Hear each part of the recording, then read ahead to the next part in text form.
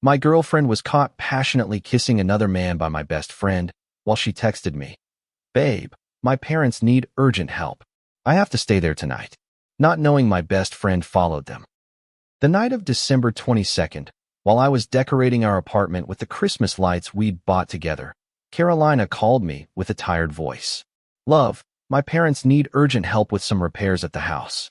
A pipe broke and there's water everywhere.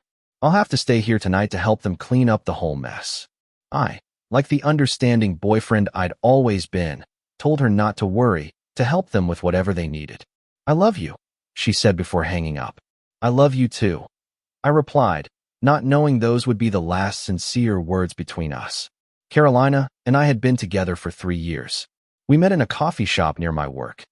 She'd spilled her coffee on my important documents and had apologized 1,000 times while trying to dry them with napkins. I found that clumsiness charming. After that meeting, we started dating. She was an architect at a major firm downtown. I worked as a civil engineer on construction projects. We seemed like the perfect couple, at least I thought so. We'd been living together for a year in an apartment we'd furnished with excitement, planning every detail as if we were building our future. Diego, my best friend since high school, worked as a freelance photographer. That night of the 22nd, he happened to have a job covering corporate Christmas events. "Man, you won't believe who I just saw," he texted me around 9 p.m. I was finishing hanging the last ornaments on the tree, thinking how pretty it'd look when Carolina got back. "Who?" I replied distractedly. "Carolina. She's at her company's Christmas Inn, and she's not alone. She's very close to a guy in a suit." Too close. The message hit me like a bucket of cold water. My hands started shaking holding the phone. "It must be a coworker," I typed quickly, looking for a logical explanation to calm me down. "They're dancing very close, and he's whispering things in her ear while she laughs. Sebastian, this doesn't look good, very bad actually." Diego sent me a picture. It clearly showed Carolina in a tight red dress I'd never seen, leaning against a good-looking man in his 40s with graying temples. He had his hand on her waist, too low, and their faces were inches apart. Carolina's expression was of complete comfort, of confidence, as if that closeness was a common thing between them. I felt the floor move under my feet. "Where is that?" I asked Diego. "Hotel Empress, main ballroom. It's the Architects and Associates Inn."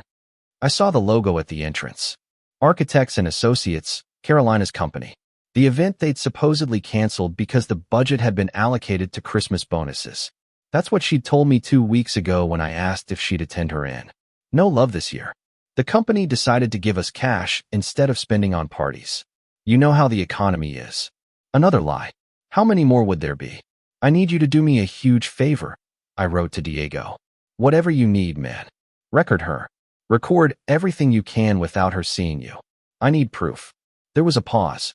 "Are you sure? Sometimes it's better not to know." "I already know, Diego. Now I need evidence." "Got it. Give me a few minutes." I sat on the sofa, surrounded by Christmas decorations that suddenly seemed like a mockery. The colorful lights that minutes before seemed beautiful now hurt my eyes. The small nativity scene Carolina had insisted on putting on the shelf looked at me with its ceramic figures. Silent witnesses to my naivety. 20 minutes later, my phone vibrated. Diego had sent me a video. With trembling hands, I pressed play. The images showed the event hall elegantly decorated with Christmas motifs, round tables with golden tablecloths, a huge tree in a corner. And there was Carolina, my Carolina, dancing a slow song with the same man from the photo, their hands intertwined, their bodies pressed together intimately. But what came next completely destroyed me. The man led her to a less lit corner, near some columns decorated with red ribbons. There, away from the eyes of most, he kissed her, and she responded with a passion she hadn't shown me in months. The video continued. They separated briefly, laughing, and she said something Diego managed to capture with the directional microphone he used for his jobs. "Rodrigo, your wife might see us." The man, Rodrigo, replied laughing. "Claudia's in Cancun with the kids. She's not back until the 26th. Besides, I already told you we're getting a divorce. It's just a matter of time." Carolina hung on his neck. "You told me that 6 months ago." Meanwhile, I'm still playing the happy girlfriend with Sebastian. Every word was like a knife in my chest. "Soon, my love, soon. First I need to sort out the assets." I can't let Claudia take everything. They kissed again, this time more intensely. Diego sent me another message. Man, there's more. They're going up to a room. He attached another short video that clearly showed Carolina and Rodrigo entering an elevator together. Before the doors closed, she looked around nervously, as if checking that no one she knew saw them. The video ended with the elevator light indicating it was going up to the 12th floor. I followed them discreetly. They went into room 120. Sebastian, I'm so sorry, man. Tears started rolling down my cheeks uncontrollably. How long had this been going on? 6 months, according to what she herself had said. That meant when we celebrated our 3rd anniversary in July, when we went to Puerto Vallarta in August for that vacation we enjoyed so much, when she proudly introduced me to her new boss in September, all that time she was already seeing this Rodrigo guy. All those afternoons, she came home late supposedly because of work, all those calls she received and went out to the balcony to answer, all those weekends she suddenly had unavoidable work commitments. It all fit together now with painful clarity. I remembered in October Carolina had asked me not to accompany her to her company's anniversary dinner. It's super boring, love. The partners will just give speeches and talk about numbers. I'd rather you stay home and rest. You've worked a lot this week. Trusting, I told her it was no problem. I even helped her pick out the dress for that occasion. An elegant navy blue dress that looked beautiful on her. Now I wondered if Rodrigo had been there too, if they'd danced together, if afterwards they'd. I didn't want to keep thinking, but the images invaded my mind relentlessly. My phone vibrated again. It was Diego. What are you gonna do? That was the million-dollar question. What does someone do in this situation? Go to the hotel and make a scene? Call her and confront her over the phone? Wait for her to come back and act like nothing's wrong? None of the options seemed right. They all made me feel more miserable than I already was. But in the midst of that devastating pain, a certainty began to form in my mind. I wasn't going to beg her to come back. I wasn't going to give her a chance to explain with lies. I wasn't going to let her manipulate me as she evidently had for months. Send me all the videos and photos you have, I replied to Diego. Everything. The more evidence, the better. For the next half hour, my phone didn't stop receiving files. Diego had done his job with the professionalism that characterized him. There were photos that clearly showed Carolina and Rodrigo's faces, videos with audio where their conversations made it very clear this wasn't something new or innocent, time-stamped images that proved the exact date and time. He'd even captured when they entered the hotel room together. Carolina hanging on his arm, laughing like she never laughed with me. I organized all the material in a folder on my computer. Then I sat on that sofa under the Christmas lights we'd hung together just 2 weeks ago and cried. I cried for the wasted time, for the betrayed trust, for the future plans that were evaporating. I cried because we'd talked about getting married next year, because I'd been saving to buy a ring, because I'd imagined a whole life by her side. I cried because the woman I loved didn't really exist. It had only been an act on her part, while her heart and body belonged to another. Around 11 p.m., Carolina sent me a message. Love, we're done here. I'm going to sleep at my parents' house because it's late and I'm tired. I'll be back early tomorrow to keep decorating. I love you. The hypocrisy of the message made me nauseous. How could she write, I love you, while she was in a hotel bed with her lover? How did she have the nerve to keep lying so naturally? I didn't reply. For the first time in 3 years, I left her message on scene without responding. Diego called me. How are you, man? Destroyed, I admitted with a broken voice. I know. But listen to me, Sebastian. Now's not the time to make emotional decisions. Breathe. Process this tonight, and tomorrow with a clearer mind you decide what to do. He was right, as always. Can I come to your place? I don't want to be alone here among all these Christmas decorations. Of course, man. I'll be waiting. I took my backpack, put my laptop with all the evidence in it, and left the apartment without looking back. At Diego's place, we drank beer while I vented. I told him everything I now remembered in a new, suspicious light. All the times Carolina had been distant or evasive that I justified as work stress. Did you know a month ago I found a receipt from a very expensive restaurant in her purse? I told him. When I asked her, she said it was a work lunch with clients. $100, Diego, for 2 people, and we've never been to a place like that. It was with him, Diego said with certainty. It all adds up now. The worst part is I still love her. I confessed, feeling pathetic. It's normal, man. You can't turn off 3 years of feelings in one night. But what you can do is decide not to let her keep deceiving you. He was right. Love wouldn't disappear immediately. It would probably take me months or even years to get over this completely. But what I could control was my dignity, my self-respect. I wasn't going to be the foolish boyfriend who waits around while his girlfriend has a parallel relationship with a married man who would probably never leave his wife. I barely slept that night. When I finally fell into a restless sleep around 4 a.m., I had nightmares where I saw Carolina laughing at me with Rodrigo, where all our friends and family knew about the affair except me. I woke up sweating at 6:30. With the morning light barely seeping through the curtains of Diego's guest room, I checked my phone. Carolina had sent another message at 6. Good morning, love. I'm on my way back to the apartment. Do you want me to pick up anything for breakfast? The normality with which she acted was creepy. I replied, don't bother. I'm not at the apartment. She replied immediately. Why? Where are you? I stayed at Diego's. He had an emergency and needed me. It was a lie, but two could play that game. Oh, okay. When are you coming back? In the afternoon. We need to talk. I left the message like that, without further explanation. I wanted her to feel, even if just a little, the uncertainty I'd felt all night. About what? She replied after a few minutes. She'd probably been reading and rereading my message, looking for clues. We'll talk later. See you. Diego had made coffee when I came down to the kitchen. Did you sleep at all? Very little. We sat down to plan what I would do. Christmas was only 2 days away. We'd planned to have dinner at my parents' house on the 24th. Then on the 25th, we'd go to her parents'. All those plans now seemed impossible. I can't fake normality in front of my family, I told him. Then don't. But you don't have to ruin your parents' Christmas with this drama either. Wait until after the holidays to confront her publicly. And in the meantime, what do? Act like nothing's wrong. No, you just live your life. But be cold, distant. Let her feel something's changed, but not know exactly what. That'll drive her crazy. And in the meantime, you prepare your strategy. Diego had always been more calculating than me, more strategic. I was impulsive, emotional, but now I needed to be smart, not get carried away by the pain. What strategy? First, separate your finances. Do you have a joint account? No, but I pay most of the apartment, almost 70%. Good. So the apartment's more yours than hers legally. It's in both our names. Doesn't matter, you've paid more. Keep all the receipts and transfers as proof. Second, if you have valuables in the apartment, photos, important documents, keep them in a safe place. Third, don't tell her anything yet about what you know. Let her drown in her own lies. The plan made sense. And when do I confront her?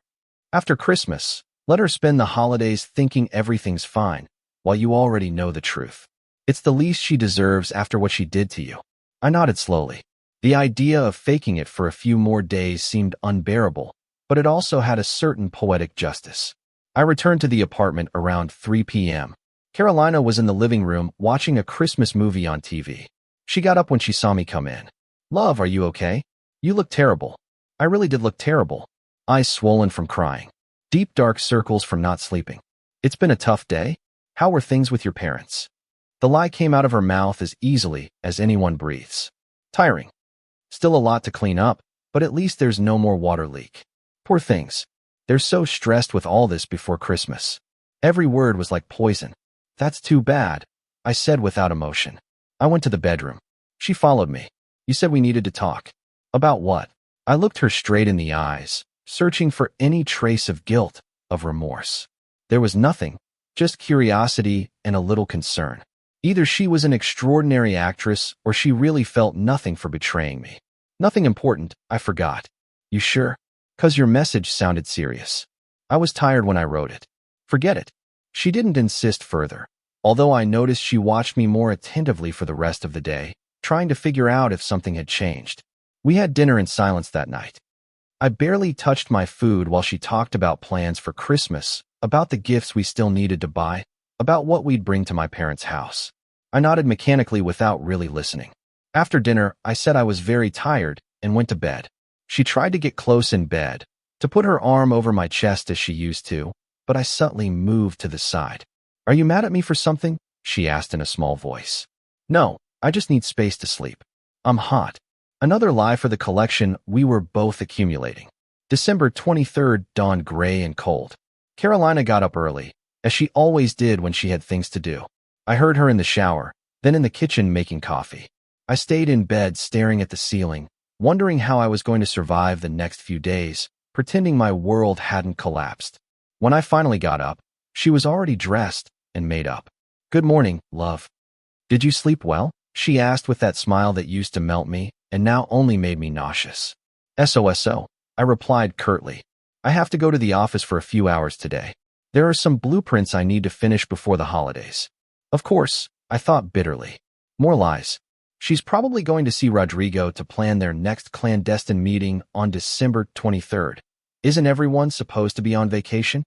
I questioned, though I already knew I wouldn't get an honest answer. Yes, but this project's important.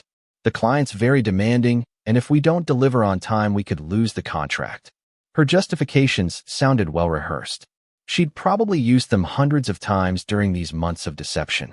After Carolina left, I called my sister Patricia. She was a lawyer, specializing in family law. If anyone could advise me on how to protect my interests, it was her. "Sebastian, what's wrong? You sound terrible," she said as soon as she answered. I told her everything. From Diego's message to the videos, the photos, the captured conversations. There was a long silence on the other end of the line. "That bitch," Patricia finally whispered with contained rage. "Sorry, I know you loved her, but this is unforgivable." "I know. That's why I need your legal help." Patricia was direct and practical as always. "First, you're not married to her, so legally you don't need a divorce. That's good. Second, the apartment's in both your names, but you've paid more. Correct?" "Yes, I pay 70% of the mortgage, utilities, and expenses. I have all the receipts." "Perfect. Keep all of that. In case of a dispute, those documents will prove your greater contribution." Third, do you have any joint properties, shared bank accounts, common debts? "No, we each have our own accounts. The only joint loan is for the apartment." "Good, that simplifies things. My recommendation is that after Christmas, when you confront her, have everything ready for a clean separation. If she wants to keep the apartment, she'll have to buy out your share. If she can't or doesn't want to, then it's sold and the profits are divided according to the percentage each of you contributed." Patricia's voice was firm, professional. "And I know it hurts, man, but I need to ask, is there any chance you want to forgive her and stay together?" "No," I replied without hesitation. "This is over. I just want to get out of this situation with as little damage as possible." "Then stay calm these days. Don't fight, don't argue, don't give any hints that you know something, and most importantly, don't delete any evidence. Those videos and photos are your backup. If she later tries to say you mistreated her or make things up to play the victim, you'll have proof of her infidelity." The conversation with Patricia gave me some mental clarity. At least now I had a plan, concrete steps to follow. "Thanks, Patty. Really, that's what I'm here for, little brother. And hey, if you need to stay at my place these days, my door's open." "I know. For now I'll stick it out here." Carolina returned around 2 p.m. She was carrying bags from a supermarket. "I bought things for dinner tomorrow at your parents' house," she said cheerfully as she put the products in the kitchen. "Your mom asked me to bring dessert, so I bought ingredients to make that apple pie she likes." The scene was so domestic, so normal, it was surreal. Here she was planning family celebrations while I knew it was all a sham. "That's nice," was all I managed to say. I went to the bedroom with the excuse of finishing some work reports. In reality, I was organizing all the evidence Diego had sent me. I created a detailed document with dates, times, places. I noted down all the times Carolina had lied about her whereabouts in the past few weeks, contrasting them with the reality I now knew. For example, on December 15th, she told me she had dinner with her college friends. I checked her social media photos from that day. Nothing, no posts, no stories, no tags. Where had she really been? Probably with Rodrigo. That analysis led me to review all her behavior from the last few months. In September, when we celebrated our 3rd anniversary together, she barely seemed excited about the romantic dinner I'd organized. She said she was tired from work, that she didn't feel well. We ended up eating in silence, and she went to sleep early. In October, she stopped wanting physical intimacy with me. She always had excuses, headaches, tiredness, stress. Worried, I'd suggested she see a doctor. It's nothing, love. I just need more rest, she'd said. Now I understood her lack of interest in me was because she already had her needs met by another. Carolina's phone rang several times during the afternoon. I paid attention from the bedroom, listening as she answered. Yes, Mom. I already bought everything for tomorrow. No, Sebastian's fine, just busy with work. Sure, we'll get there early to help with dinner. Another call. Hi, Andrea. Yes, the inn was very nice. No, I didn't take many pictures. It was fun. I'll send you some later. Lies upon lies. A perfect performance to maintain the illusion of normality for everyone. Around 5 p.m., Diego sent me a message. How are you holding up, man? Surviving, acting like I don't know anything. Do you need me to come over? No, thanks. We're having dinner at my parents' tomorrow. Want to come? There's always room for one more. Diego had spent several Decembers with my family. He was practically another brother. Sure, I'll be there. Carolina will be there. Yeah, it'll be awkward, but I can handle it. Okay, but if at any point you need to get out of there, just tell me. That night, Carolina made dinner while I pretended to watch TV. She made pasta with tomato sauce, one of my favorite dishes. At another time, that gesture would have seemed sweet. Now it just seemed calculated, as if she was trying to keep me happy and unsuspecting. We had dinner talking about trivial things, the weather, pending gifts, plans for the new year. I contributed monosyllables, trying not to seem too distant, but not involved either. She seemed to not notice anything strange or simply didn't care enough to inquire. After dinner, while she was washing the dishes, her phone vibrated on the table. Without thinking, I looked at the screen. It was a message from RR work. Rodrigo, obviously. See you tomorrow, the message said. I felt my blood boil. They were planning to see each other on Christmas. While I was with my family, Carolina came out of the kitchen drying her hands. She quickly grabbed the phone, saw the message, and put it away without replying. Who was it? I asked, trying to sound casual. Nobody. Work spam. She lied without hesitation. My tolerance was running out fast. That night, lying in bed, Carolina tried to get close to me again. She put her hand on my chest, brought her face close to mine. I miss you, she whispered. We haven't had time for ourselves in weeks. The hypocrisy was astounding. She was the reason we didn't have intimacy, not me. But now, perhaps feeling guilty or just wanting to keep up appearances, she tried to seduce me. I'm very tired, Carolina. It's been a tough week, I said, gently moving away. I could feel her frustration in the dark. You're always tired lately, she commented in a tone between annoyed and offended. I didn't reply. December 24th arrived with a bright sun that contrasted with my mood. Carolina got up early and started making the apple pie we'd bring to my parents' house. I showered and dressed mechanically like a robot following its programming. Every movement required a conscious effort because all I wanted to do was scream the truth at her, show her the videos, confront her with her betrayal. But I held back, remembering Patricia's words. Stay calm. Everything in due time. We arrived at my parents' house around noon. My mother, Maria, greeted us with effusive hugs. My kids, so glad you came early to help. My father, Roberto, was in the garden preparing the grill for the meat we'd cook later. Patricia was in the living room with her husband Fernando and their 2 children, Emilio and Laura, 7 and 5 respectively. The kids ran to hug me. Uncle Seabass, did you bring presents? Emilio asked with the brutal honesty of children. Of course I did, but you opened them at midnight. I replied, trying to sound cheerful. Carolina joined my mother and Patricia in the kitchen, the 3 of them preparing different dishes for dinner. From the living room, I could hear them laughing and talking. Carolina had always had a good relationship with my family, especially my mother, who adored her and constantly hinted she was expecting a wedding soon. Carolina's perfect for you, my mother had told me hundreds of times. She's educated, hardworking, beautiful. Don't let her go. If she knew the truth about her favorite daughter-in-law, she'd be monumentally disappointed. Diego arrived around 3 p.m. bringing wine and sweets for the kids. My mother greeted him with the same affection as always. Diego, so glad you're here. You know you're part of this family. He hugged my mother and greeted everyone. When his eyes met mine, I could see the silent question. Are you okay? I nodded slightly. Carolina came out of the kitchen to greet Diego. Diego, I didn't know you were coming. He greeted her with evident coldness. At least to me. Sebastian invited me. The tone was neutral, but his body language screamed disgust. The afternoon passed with the chaotic joy typical of Christmas family gatherings. The kids played noisily with their new toys. My father grilled the meat while drinking beer and telling stories of his own Christmases in his youth. My mother went back and forth from the kitchen bringing different dishes. Fernando and I talked about soccer, a safe topic that didn't require me to think too much.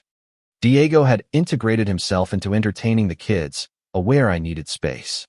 Carolina seemed completely comfortable, laughing with my mother, serving drinks, acting like the perfect girlfriend. Around 6, while everyone was busy in their own conversations, Carolina's phone vibrated. She took it out of her pocket, saw the screen, and her face changed subtly. She excused herself and went out to the garden to answer.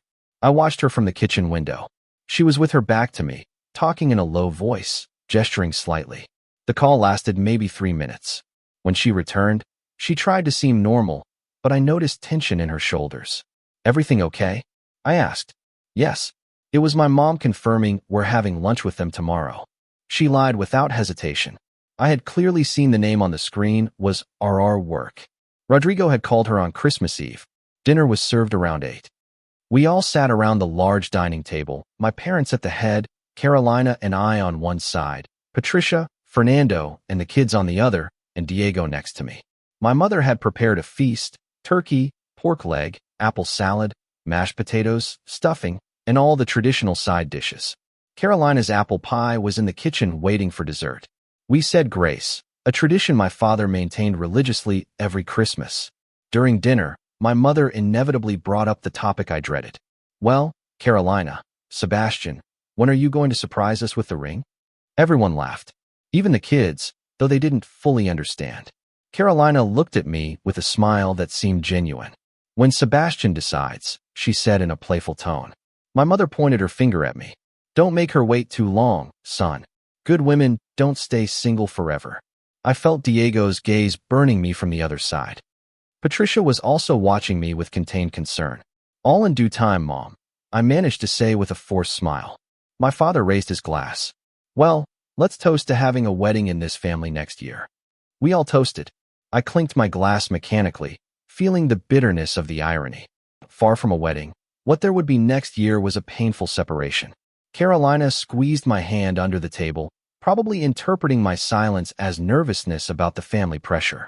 If she knew what I really felt was disgust at her touch.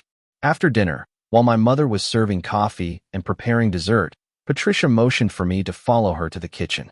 Once we were alone, she whispered, "Are you sure you can handle this?" "I have to. It's just one more night. If you need me to make something up so you can leave early, I will." "No, thanks. I can hold on." My sister hugged me tightly.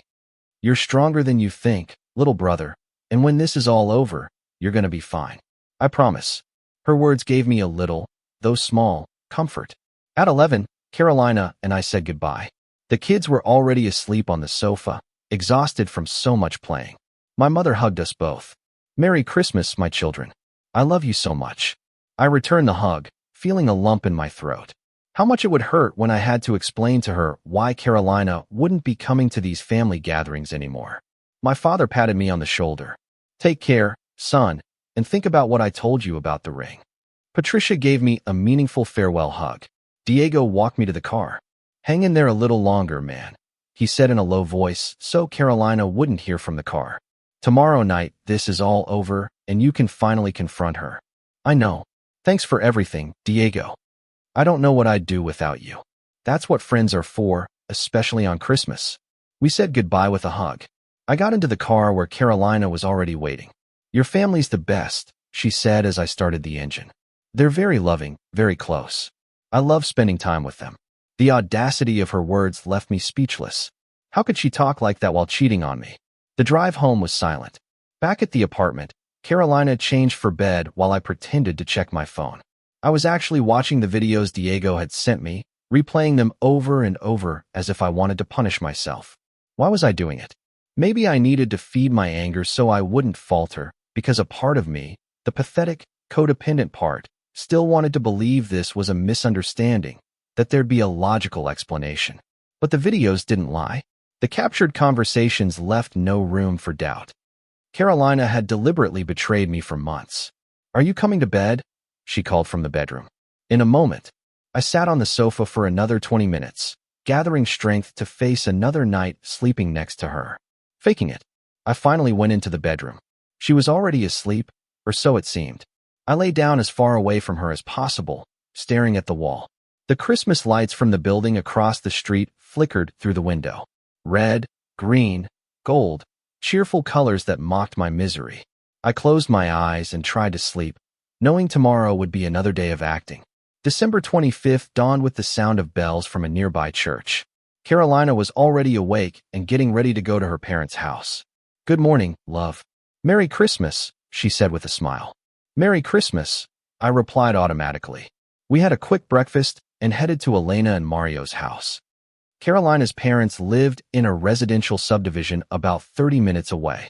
During the drive, Carolina talked nonstop about the gifts she'd bought for her nephews, about how her mother had prepared traditional codfish, about how her brother Andres would probably be late as always. Carolina's parents greeted us warmly. Elena hugged me with genuine affection. "Sebastian, you look so handsome. Carolina's so lucky to have you." If she only knew, I thought bitterly. Mario gave me a strong handshake. "Come in, my boy. Let's open a bottle of that wine you like." Carolina's family was smaller than mine. Just her parents, her brother Andres with his wife Veronica, and their 2 children. But the atmosphere was just as festive and noisy. We had lunch around 1. Elena had cooked a feast similar to my mother's the night before. "The codfish is perfect," I acknowledged. During the meal, the conversation turned to predictable topics. Andres's work, the kids' school achievements, the renovations Elena wanted to do in the house. Carolina participated animatedly, laughing at the appropriate moments, telling anecdotes. I remained mostly quiet, contributing the bare minimum necessary not to seem rude. If anyone noticed my distance, they were kind enough not to comment. After lunch, while Elena was serving coffee and dessert, Carolina's phone rang. She took it out, saw who was calling, and her expression changed. "Sorry, it's from work. I have to take this." She excused herself and went out to the garden. "On Christmas Day?" Elena asked, confused. "It's an important project," I explained automatically, though inside the rage was consuming me. Rodrigo had the nerve to call her on Christmas while she was with her family, or she had told him she was available to talk. The level of disrespect was incomprehensible. Carolina returned 5 minutes later. "Everything okay, honey?" Mario asked. "Yes, Dad, just confirming some details for next week." More lies. The afternoon continued with the opening of presents. The kids were excited about their new toys. Andres and Veronica gave us a nice decorative figure for the apartment. Carolina's parents gave us a set of fine bath towels. We had brought clothes for the kids and a painting for Elena she'd been looking for. Everything very normal, very family-oriented, very fake.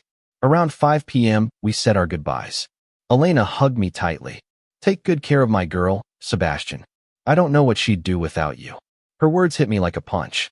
This kind woman had no idea her daughter had shattered me. "Of course I will, Elena." I lied, because what else could I say? Mario patted me on the back. "You're a good boy.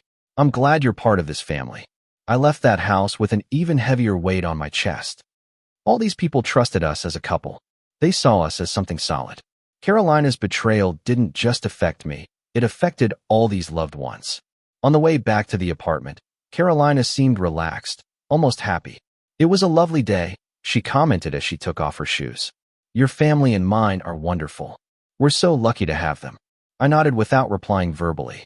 Every word that came out of her mouth felt like a stab. I went to the bedroom with the excuse of changing my clothes. In reality, I needed a few minutes of solitude not to explode. I sat on the bed and took a deep breath, counting to 10 as my therapist had taught me years ago when I was dealing with work anxiety. The plan was clear. Tomorrow, December 26th, I would confront Carolina, show her the evidence, listen to her inevitable excuses, and end this charade of a relationship. Patricia had already prepared a draft agreement for the division of the apartment and assets. Diego would be available if I needed emotional support. Everything was ready. I just had to endure a few more hours of faking it. I could do it. I had survived the last 48 hours. I could survive a few more. That night, Carolina prepared a light dinner with the leftovers from both Christmas celebrations.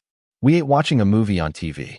Although I wasn't really paying attention to the screen, My mind was busy mentally rehearsing what I'd say tomorrow, imagining her possible reactions. Would she cry, get angry? Would she try to deny everything despite the evidence? Would she blame someone else, maybe me, for not paying her enough attention? The scenarios replayed in my head over and over again.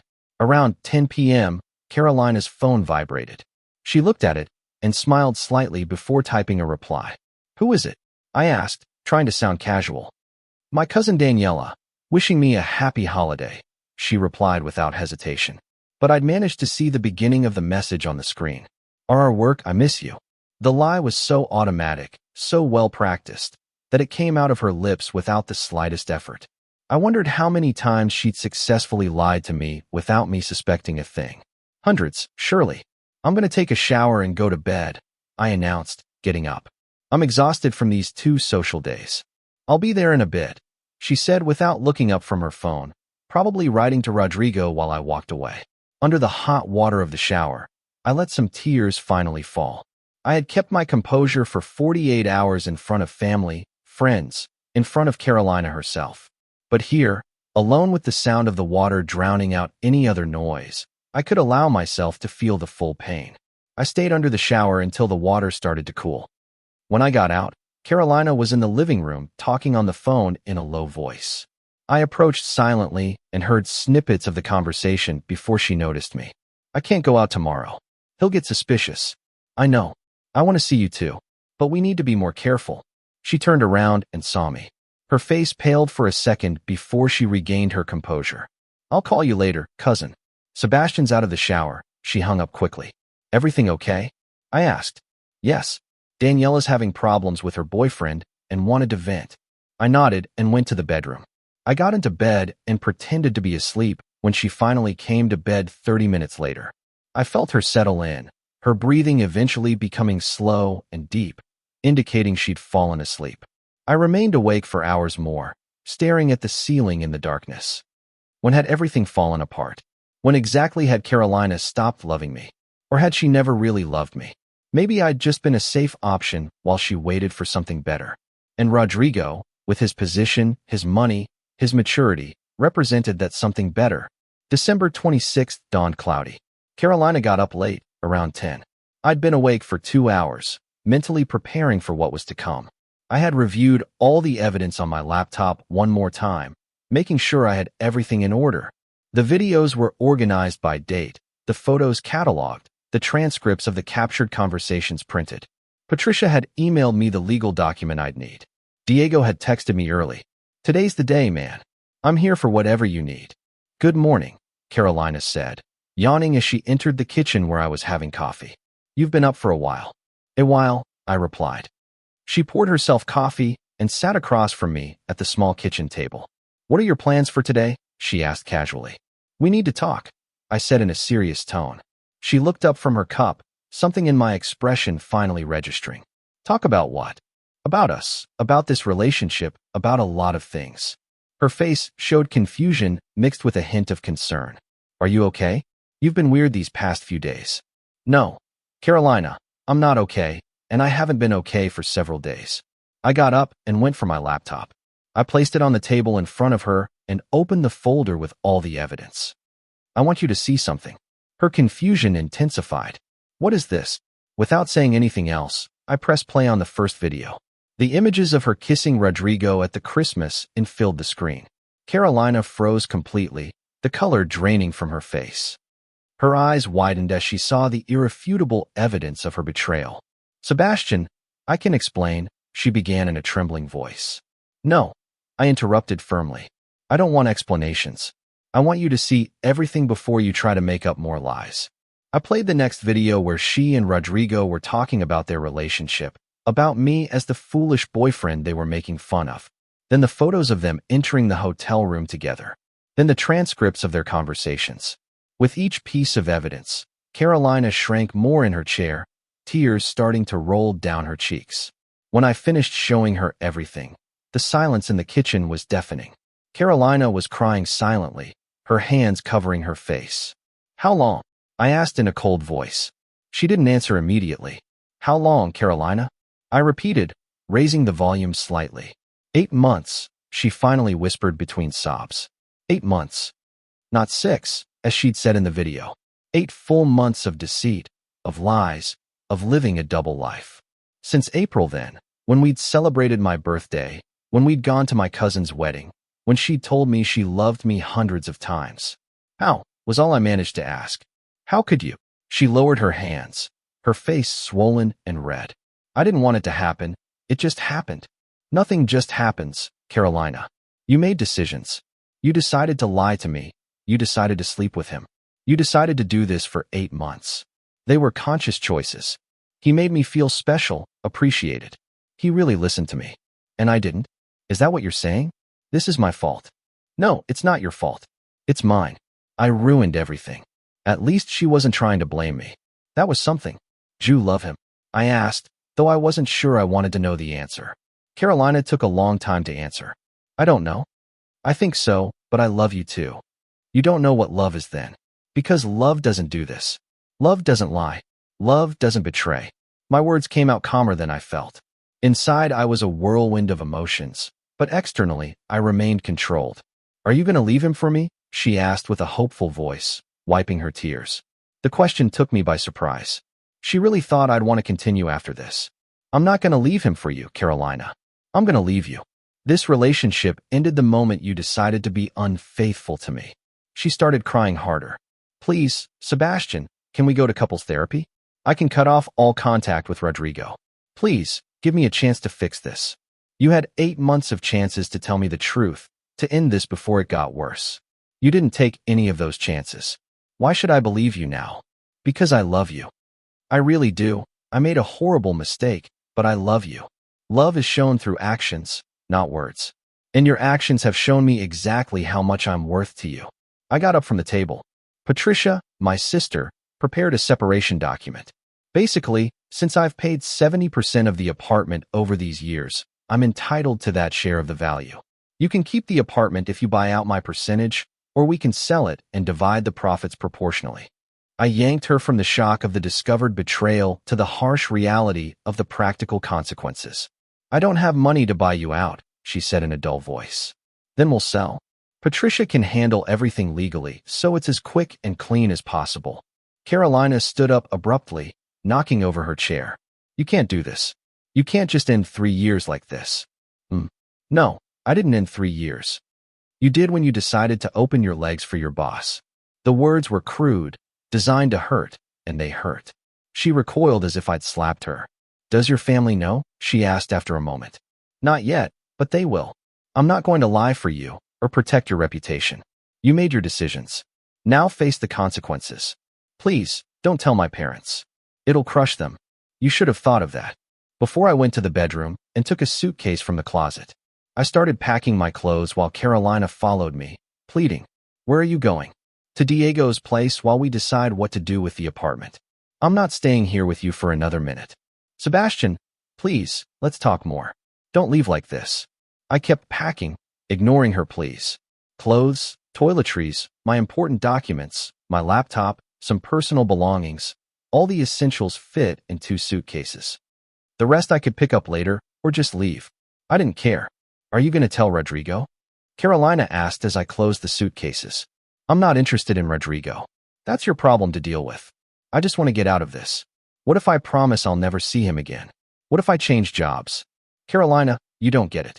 The problem isn't just Rodrigo. The problem is you. Your ability to lie so easily, your lack of respect, your selfishness. Even if you leave Rodrigo, that doesn't change who you are as a person. The words were harsh, but true. She needed to hear them, even if they hurt. I carried the suitcases to the door. Carolina blocked my way. You can't leave. Not like this, please. I gently but firmly moved her aside. Goodbye, Carolina. My lawyer, that is, my sister, will be in touch with you about the apartment procedures. That's all. 3 years reduced to legal procedures. You reduced them to that, didn't you? I would have given everything for this relationship. You gave everything for an affair with a married man who'll probably never leave his wife for you.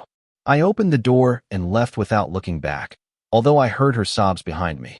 In the elevator, I finally allowed myself to exhale. It had been harder than I imagined, but I'd done it. I had confronted Carolina. I had stood my ground firmly. I hadn't let myself be manipulated by her tears or pleas. Diego was waiting for me at his apartment as he'd promised. When he opened the door and saw my face, he just hugged me. And there, in my best friend's embrace, I finally allowed myself to completely fall apart. I cried like I hadn't cried since I was a child. I cried for the lost love, for the broken trust, for the destroyed dreams. Diego said nothing. He just let me cry until there were no tears left. Then he poured me a whiskey, and we sat on his sofa. You did well, man. Very well. I know it doesn't feel like it now, but you made the right decision. It hurts so much, Diego. It hurts like I never imagined anything could hurt. I know, but it's going to get better. Not today, not tomorrow, but eventually it's going to get better. And you're going to find someone who does value you, who is loyal to you. Carolina didn't deserve you. I wanted to believe him, but at that moment it seemed impossible to imagine a future where I didn't feel this pain. I spent that night at Diego's, drinking more than I should have and trying to process everything. My phone didn't stop vibrating with messages from Carolina, pleas, apologies, promises of change. I read them, but didn't reply to any. What was the point? Nothing she said would change what she'd done. Around 2 in the morning, I received a different message. It was from an unknown number. Sebastian, it's Rodrigo. Carolina told me what happened. I'm sorry about the situation. If you need to talk, I'm available. The audacity was incredible. I deleted the message without replying. The next day, December 27th, I woke up with an emotional and physical hangover. Diego was already awake, making coffee. Good morning, champ. How are you feeling? Like I got hit by a truck. Normal. Today's gonna be another tough day, but every day will be a little bit easier than the last. After breakfast, I called Patricia to inform her I'd confronted Carolina and she could proceed with the legal paperwork. Perfect. I'll send her the documents today. How are you? Surviving. That's enough for now. I also called my parents. They needed to know the truth before Carolina tried to manipulate the narrative. My mother answered. Sebastian, how are you? Did you have a good rest of Christmas? Mom, I need to tell you something important. Is Dad with you? The tone of my voice must have alerted her because she immediately became serious. Yes, he's here. I'm putting you on speaker. I told them everything. The infidelity, the videos, the confrontation. There was a long silence when I finished. Then I heard my mother sob. I can't believe it. Carolina seemed so perfect for you. It was an act, Mom. For 8 full months. My father spoke for the first time. Son, I'm very sorry you're going through this, but you did the right thing. A man has to have dignity. You can't stay with someone who betrays you like that. I know, Dad. I just wanted you to know before Carolina or someone else tells you a different version. Thanks for trusting us, and remember that your room here is always available if you need to stay. Thanks. For now, I'm with Diego. That boy's a true friend. Thank him for us for taking care of you. The conversation with my parents gave me some comfort. At least I had their unconditional support. The next few days were a blur. Patricia handled all the legal communication with Carolina. The apartment would be put up for sale in January. In the meantime, I'd stay at Diego's and Carolina would find somewhere to live temporarily. Shared assets would be divided fairly. All very civilized and cold, exactly how I needed it to be. No more emotional contact, just paperwork. Carolina tried to call me several times, but I never answered. I sent her a clear message. All communication must be through Patricia. Don't contact me directly. On December 30th, Diego convinced me to leave the apartment. Man, you can't stay locked up in here forever. Let's go for a walk, get some fresh air. We went to the park near his house. It was cold, but the sun was shining. We walked in silence for a while until I finally spoke. Thanks, Diego, for everything, for being there when I needed you, for being honest with me about what you saw, for giving me a place to stay. I don't know how I'll ever repay you. You don't have to repay me anything. That's what real friends do, and you would have done the same for me. New Year's Eve arrived faster than expected. Diego had been invited to a party at some photographer friend's house, and he insisted I go with him. You can't stay here depressed while the world celebrates. Come on, it'll do you good to get distracted a bit. I reluctantly agreed, more not to disappoint Diego than out of genuine interest in socializing. I put on clean clothes for the first time in days. I shaved the beard that had grown carelessly and tried to look presentable, though inside I still felt shattered. The party was in a spacious loft downtown. There were at least 50 people, cheerful music, colorful lights, a table full of food and drinks. Diego introduced me to several of his friends. They were all friendly, interesting, from the creative world. Some photographers like him, others designers, artists, musicians. They talked passionately about their projects, about art, about travel. For the first time in days, I managed to genuinely distract myself, participating in conversations that had nothing to do with my pain. Around 10 p.m., while I was on the terrace getting some fresh air, a woman approached. "May I?" she asked, pointing to the space next to me on the railing. Sure. She was pretty, with short brown hair and green eyes, casually dressed in jeans and a black blouse. "I'm Valeria," she introduced herself, extending her hand. "Sebastian," I replied, shaking it. "Diego told me a little about your situation." "I'm so sorry." I tensed up immediately. I didn't want to be anyone's pity project at this party. "Don't worry, I'm not going to give you the motivational speech that everything happens for a reason," Valeria continued, reading my body language. "I just wanted to say that 2 years ago, I was in a similar situation. My fiancé cheated on me with my best friend. I thought I'd never recover." "And did you?" I asked, genuinely curious. "Eventually, yes. It wasn't fast or easy, but one day I woke up and realized I'd gone a whole hour without thinking about him. Then it was half a day, then a full day, and so on progressively." Her words gave me a small spark of hope. Valeria and I talked for the next hour about breakups, betrayal, healing. It was refreshing to talk to someone who genuinely understood the pain without judging or minimizing. When the countdown to midnight began, we joined the rest of the guests in the living room. 10, 9, 8. With each number, I felt a mix of relief and sadness. Relief because this horrible year was finally ending.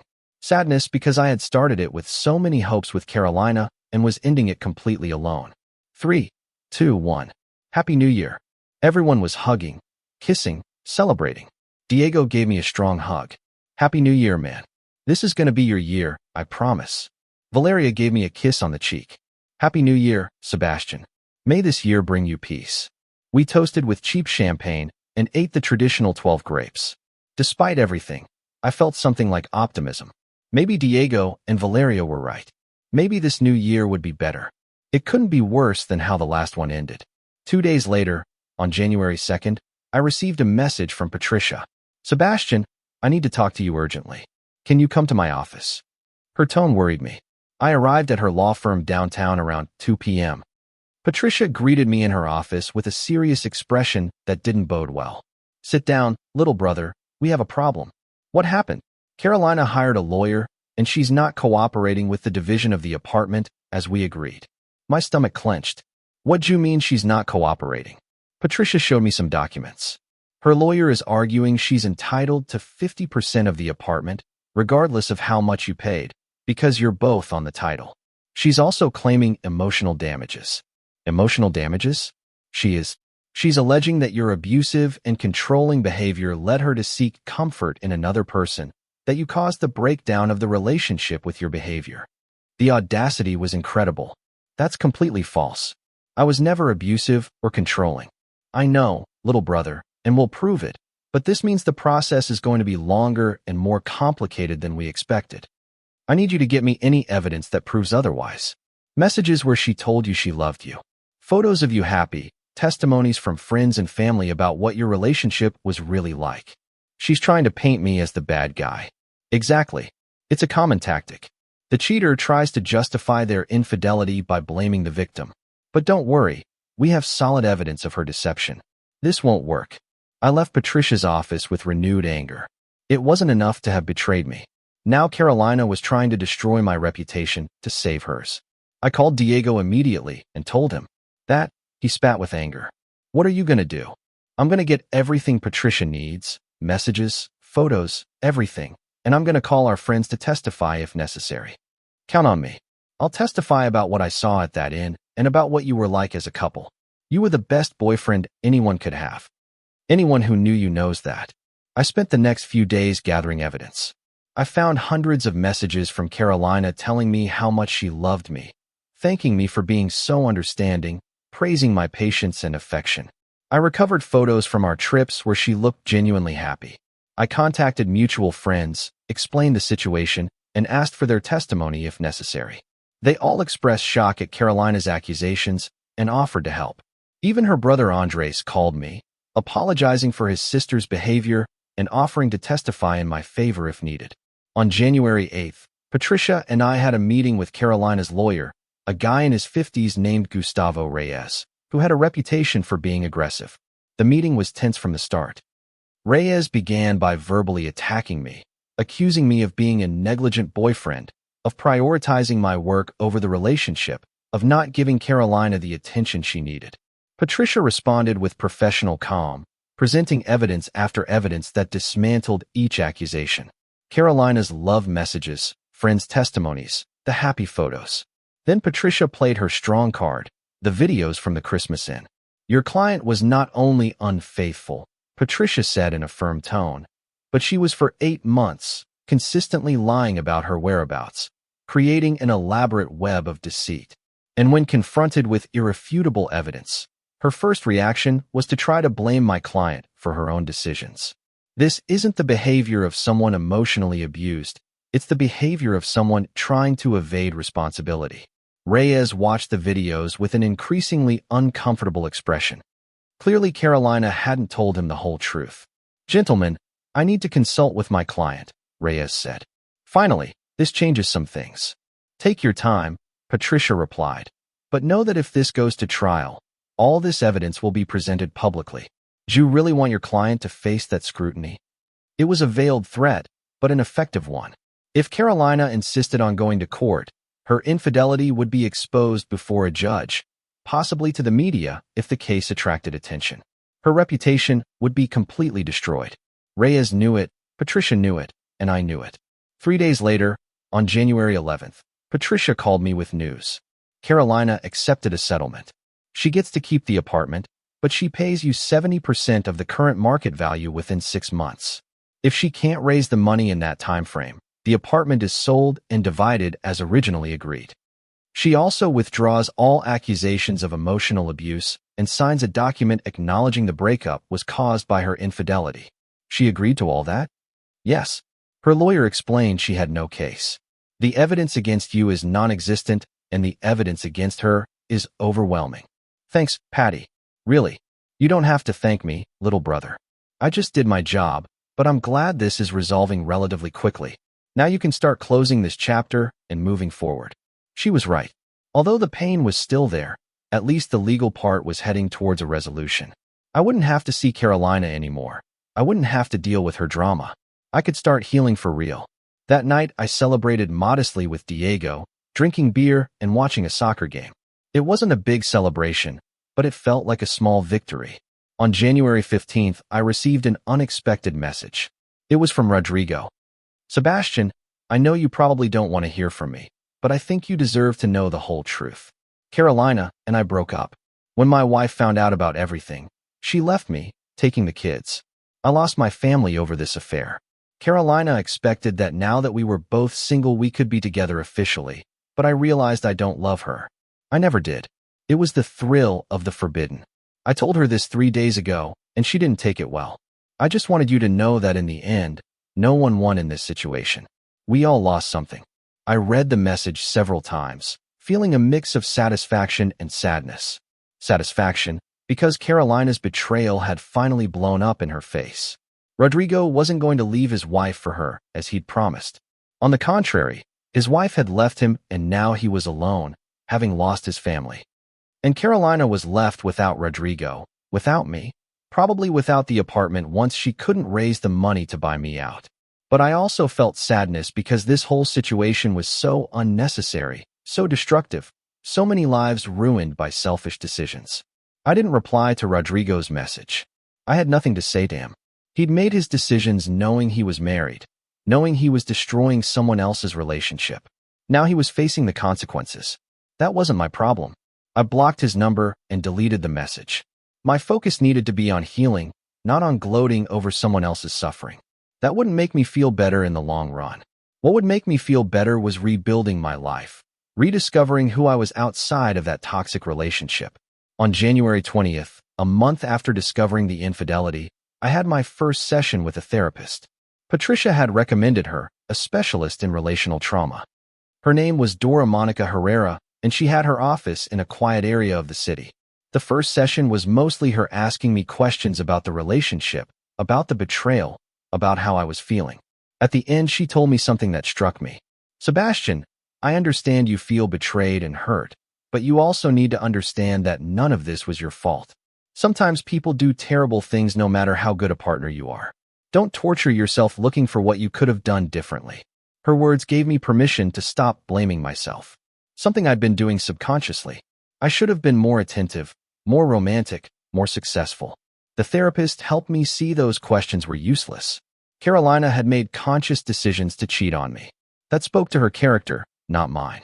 Your only responsibility now, Dr. Herrera continued, is to heal. To process this pain, to learn from the experience, but not to let it define you.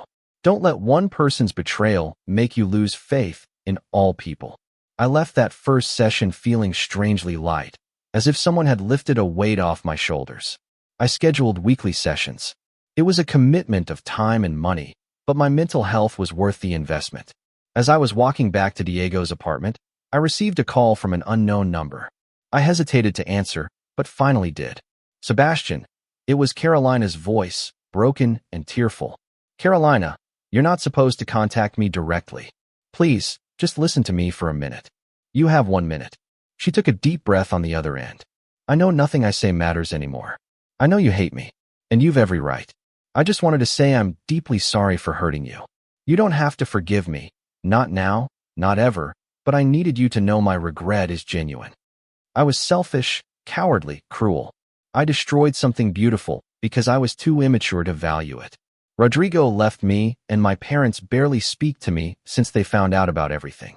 I lost everything, Sebastian, and I deserve it, but the loss that hurts the most is yours.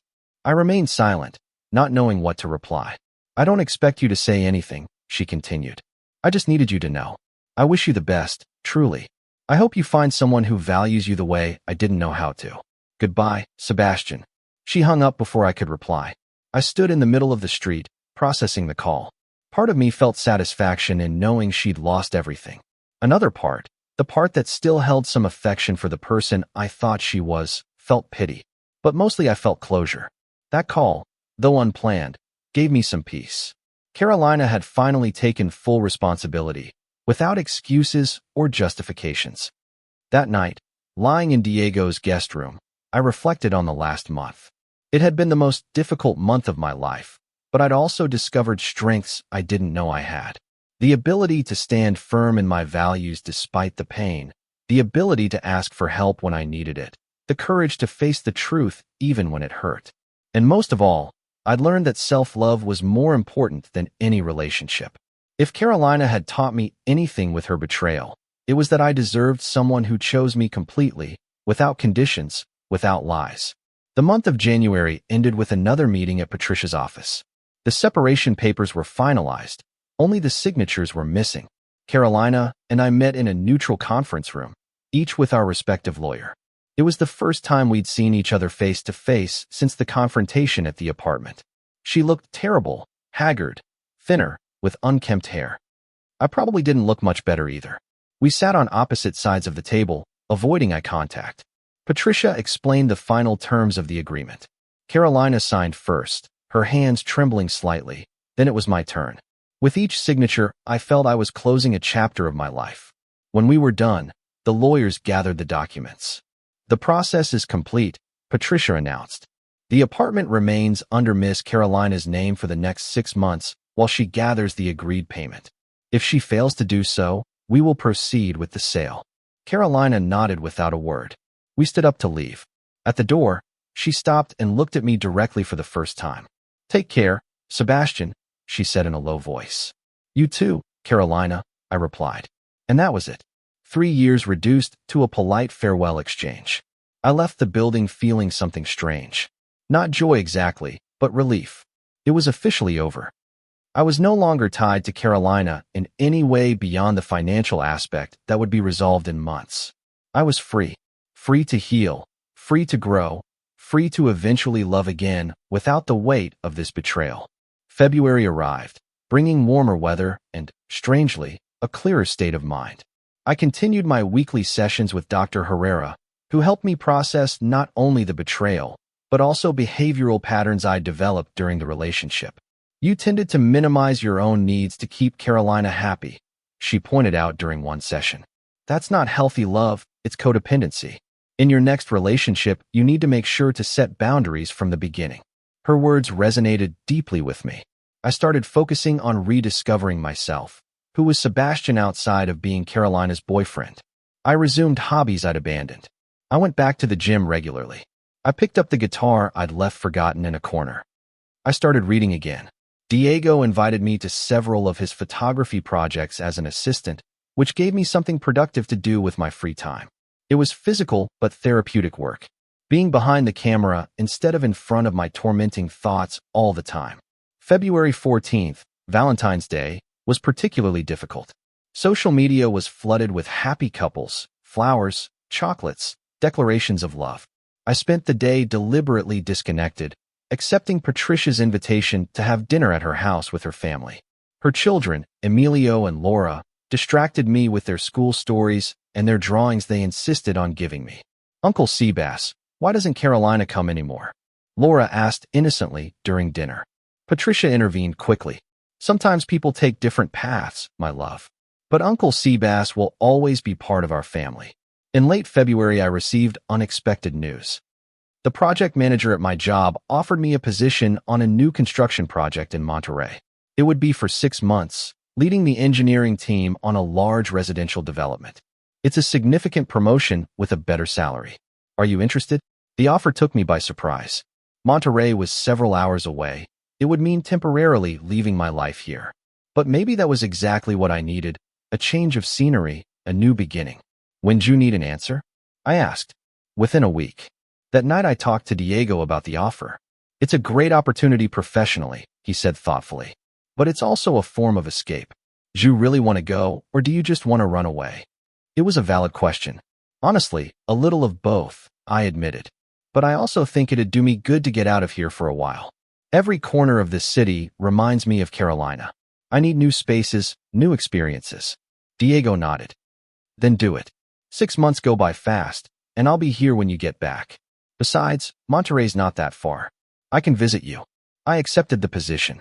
On March 15th, I moved to Monterey, settling into a small apartment near the construction site. The work was demanding, but satisfying.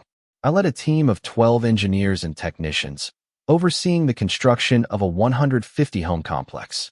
The long hours left me physically exhausted, but with no mental energy to ruminate on the past. It was exactly what I needed. On weekends, I explored the city, museums, parks, restaurants. I slowly started to feel like myself again. In April, Patricia informed me that Carolina hadn't managed to raise the money to buy my share of the apartment. We'll have to proceed with the sale. I've already hired a real estate agency. The market's good. We'll probably sell quickly. By the end of May, the apartment had been sold to a young couple who were excited to be first-time homeowners. The sale closed in June. Patricia handled all the paperwork. My share of the money was deposited into my account, a considerable sum that I decided to invest for my future. Carolina received her proportionally smaller share and, according to Patricia, had moved to a small apartment in the suburbs. How is she? I asked Patricia out of curiosity, not romantic interest, but simple humanity. My sister hesitated before answering. Not well, according to her lawyer. She lost her job at the firm after her relationship with Rodrigo, who was a partner there, came to light. Apparently, there was a strict policy against relationships between bosses and subordinates that they both violated. Rodrigo resigned before he was fired, but she didn't have that option. She's working at a smaller firm for less money, and socially many of her friends are avoiding her after the whole scandal. The information provoked mixed feelings. I didn't feel joy at her suffering, but not sadness either. It was more of a neutrality, an acceptance that actions have consequences. Carolina had made decisions she knew were wrong, and now she was facing the results of those decisions. It wasn't my responsibility to rescue her or feel sorry for her. My only responsibility was to myself, to my own healing and growth. Thanks for keeping me informed, I told Patricia, but I think I don't need to know any more about her. That chapter's closed. In mid-June, on one of my weekend visits to the city, Diego organized a small gathering with friends. Among them was Valeria, the woman I'd met at the New Year's party. We'd kept in casual contact over these months, exchanging occasional messages about books, movies, music.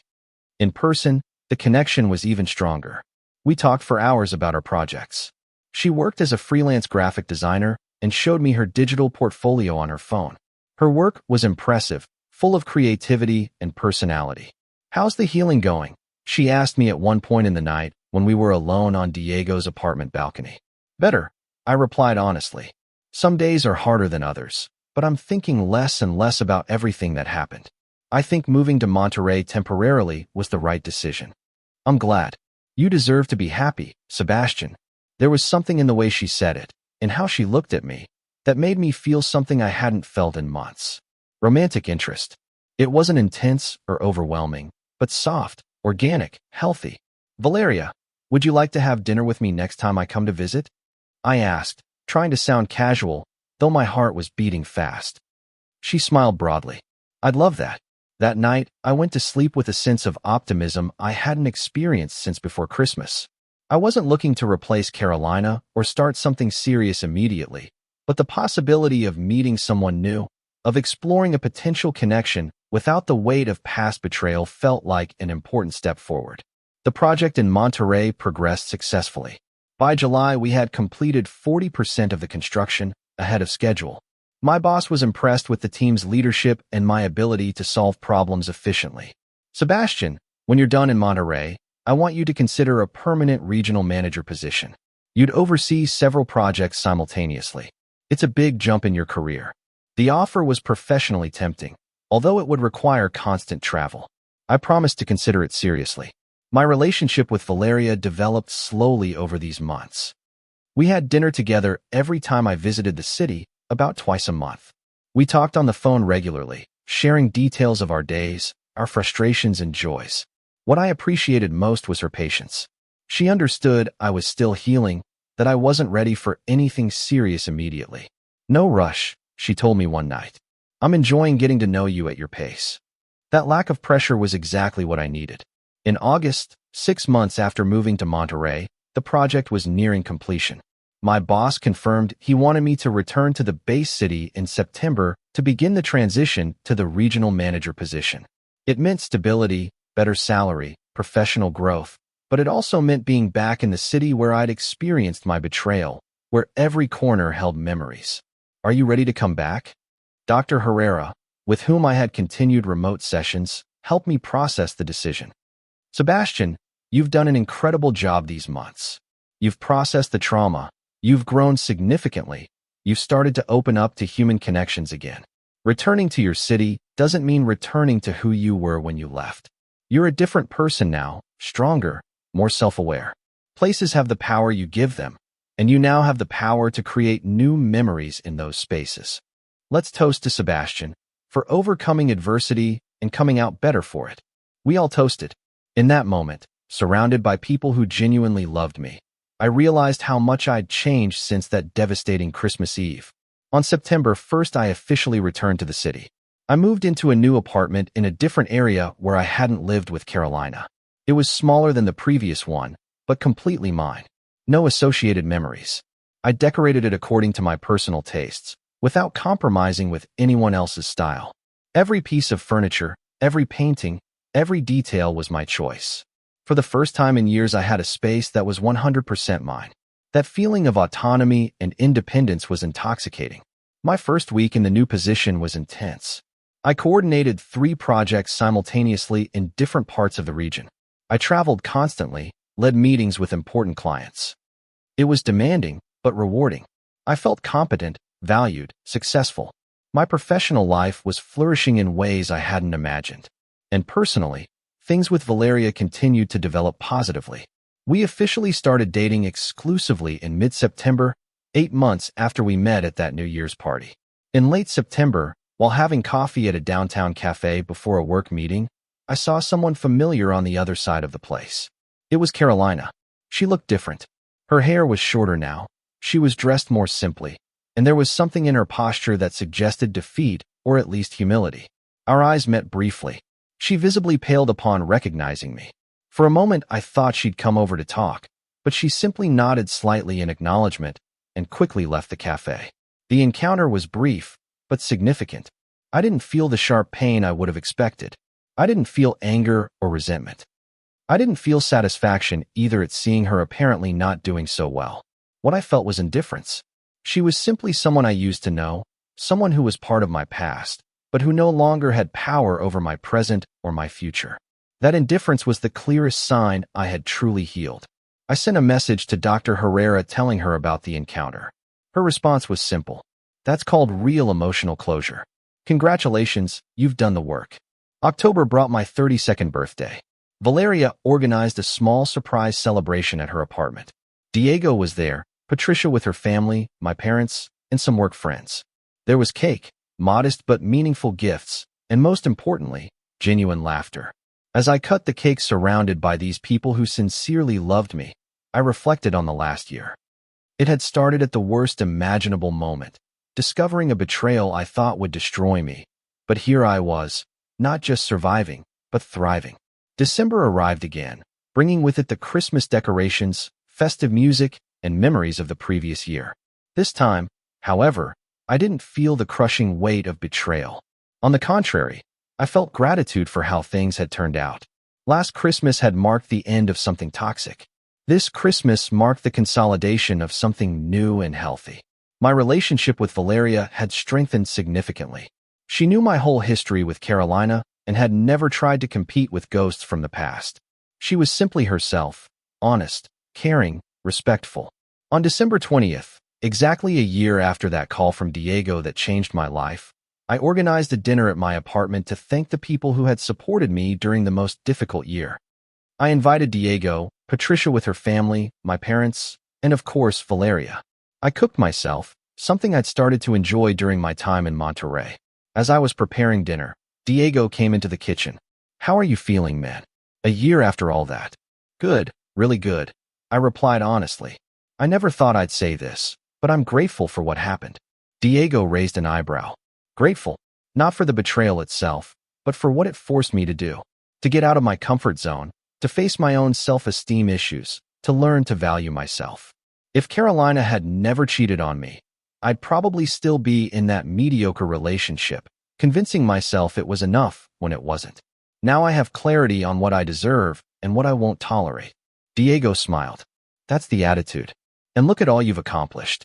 Job promotion, your own apartment, new healthy relationship, therapy that's helping you. You've built a better life." The dinner was cheerful and comforting. My parents got along very well with Valeria. My mother already subtly hinting she was expecting grandchildren someday. Patricia toasted, "To my brother who faced adversity with dignity and came out victorious." We all raised our glasses. Later, when the guests had left and only Valeria remained helping me clean up, she hugged me from behind as I was washing dishes.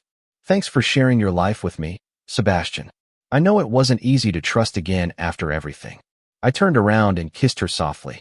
"Thanks to you for your patience, for giving me space to heal while showing me that not everyone is like Carolina." Christmas Eve we spent at my parents' house, as was tradition. This time, however, I brought Valeria instead of Carolina. The difference in dynamics was noticeable.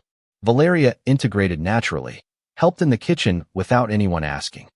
She played with Emilio and Laura with genuine enthusiasm. She talked to my father about his interests. She wasn't acting or trying to impress. She was just being herself, and that was more than enough. During dinner, my mother commented, "Sebastian, you look so happy. I haven't seen you like this in a long time." She was right. This happiness was different from what I felt with Carolina. It was calmer, more stable, more authentic.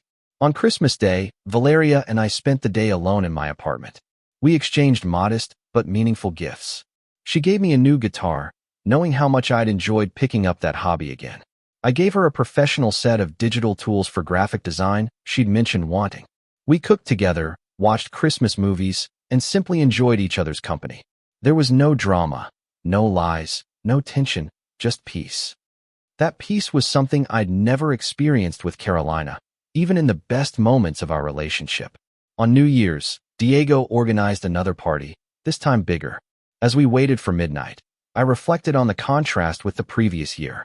12 months ago, I'd been shattered, barely surviving emotionally, with no idea how to move forward.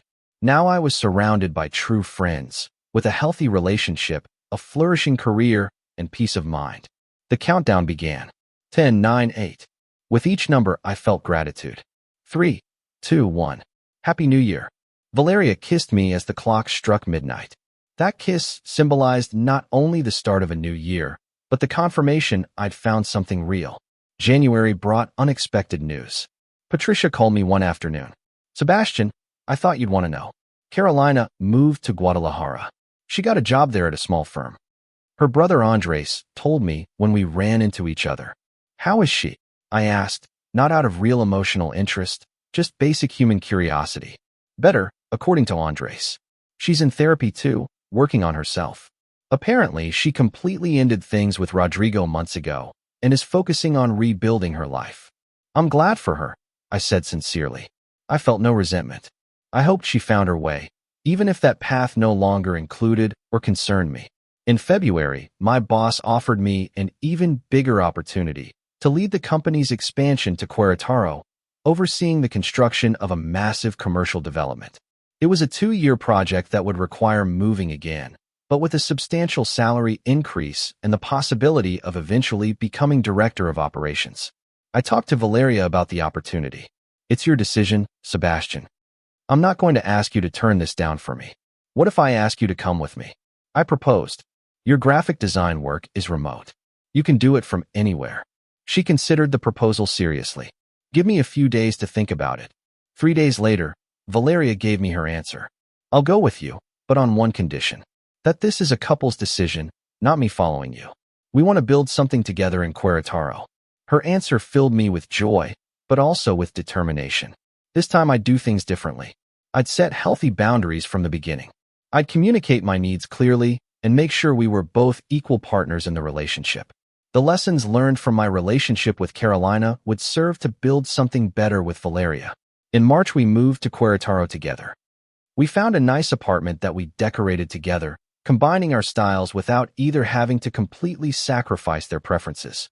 We established healthy routines, dinners together when my schedule allowed, 1 day a week dedicated exclusively to us, without work, open communication about any problems before they grew. The relationship was conscious work, not the easy fantasy I'd had with Carolina, and that made it more solid. The project in Querétaro started in April. It was massive and complex, requiring all my attention and skills, but unlike the previous year, I now had a healthy work-life balance. Valeria helped me keep perspective when work stress increased.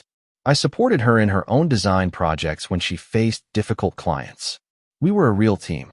Diego visited us in May, impressed with how well-established we were. Man, you can tell you're good together, the way you communicate, how you support each other.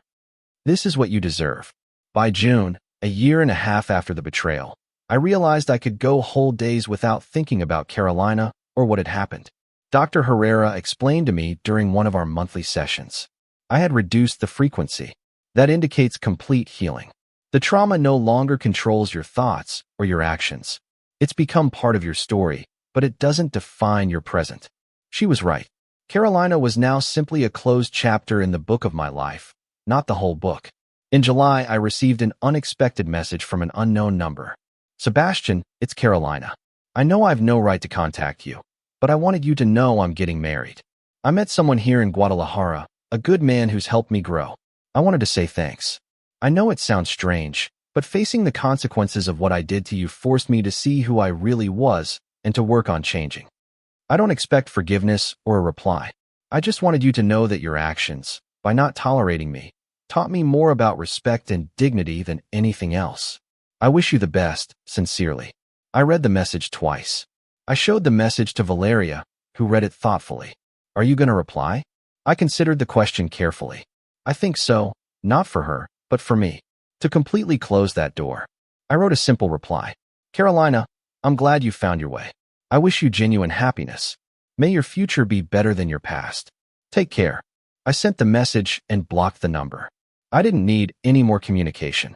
That exchange was the final closure I didn't even know I needed. September marked 2 years since I accepted the regional manager position, the start of my real recovery. The company officially confirmed me as regional director of operations, reporting directly to the top executives. It was a huge professional achievement I'd reached through hard work and dedication. That night, Valeria and I celebrated modestly in our apartment. "I'm so proud of you," she told me. "You've worked so hard for this." "I wouldn't have made it without your support," I replied honestly. "When I was at my lowest, you believed in me." In October, during a weekend in the city visiting my family, Diego and I went for coffee at the same place where a year ago I'd briefly seen Carolina. "Remember when you called me that night almost 2 years ago?" I asked him. "The night of the Christmas Inn. How could I forget? It was one of the hardest calls I've ever had to make. I knew it was going to crush you, but I couldn't let you stay in the dark. You did the right thing. If you hadn't told me, who knows how much longer the deception would have continued. You saved me, man. That's what true friends do." By November, Valeria and I had been together for almost 2 years. One night, as we were having dinner in our apartment, she commented casually, "You know, I never thought I could have such a stable relationship. With betrayal. But with you everything feels natural, easy in a good way." "I feel the same," I replied.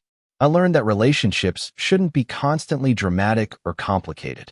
Peace is underrated." We toasted with wine, celebrating the beautiful simplicity of what we'd built together. December arrived again, completing the 2-year cycle. This Christmas we'd spend in Querétaro, establishing our own traditions. We invited our families to visit us, my parents, Patricia with her family, Diego, and Valeria's parents, whom I'd finally meet. It would be a big celebration in our apartment, marking not only the holiday season, but also our commitment to the future we were building. As we decorated the tree together, Valeria putting on ornaments while I untangled the lights, I felt a deep and authentic happiness. "What are you thinking about?" Valeria asked, noting my thoughtful expression. "How far I've come in 2 years. On that Christmas Eve, when I discovered the infidelity, I never imagined that 2 years later I'd be here with someone like you, feeling this peace." She put down the ornaments and hugged me. "The pain you suffered brought you here. I can't be grateful for your suffering, but I can be for the man you became after." Her words resonated deeply. She was right.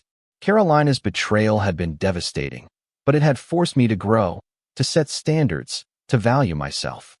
Now, 2 years later, looking back, I could clearly see that Carolina had done me a favor, albeit unintentionally. Her betrayal revealed fundamental incompatibilities that probably would have surfaced eventually in other ways. It freed me from a relationship that would have never been truly satisfying in the long run and led me through a painful but necessary path towards something much better, towards Valeria, towards my personal growth, towards a life built on authenticity instead of performances. On the 24th, with all our loved ones gathered in our home, we toasted to health, family, and the future. Diego winked at me from across the room, silently acknowledging the journey we'd traveled together. Patricia raised her glass to me with pride. My parents were chatting animatedly with Valeria's parents, two families naturally coming together. Emilio and Laura were playing with the children of friends we'd also invited. Valeria was by my side, her hand intertwined with mine. Everything was exactly as it should be. After everyone went to bed that Christmas night, Valeria and I were left alone cleaning up. "It was a perfect night," she commented, putting away dishes. "It was," I agreed. Then I added, "Valeria, I want you to know you're the most important person in my life. What we have is real, it's healthy, and I want to keep building it with you." She smiled, her eyes shining. "Me too, Sebastian. Me too." In that moment, with the Christmas lights gently twinkling and the echo of laughter still resonating in our home, I realized something fundamental. The best revenge against betrayal isn't resentment or bitterness, but building a life so full that the past becomes irrelevant. Have you ever been through a betrayal that in the end led you to something better? How did you handle the healing process? I'd like to read your experiences in the comments. And if this story resonated with you, don't forget to leave your like and subscribe to the channel. Thanks for joining me in this story and for being here until the end.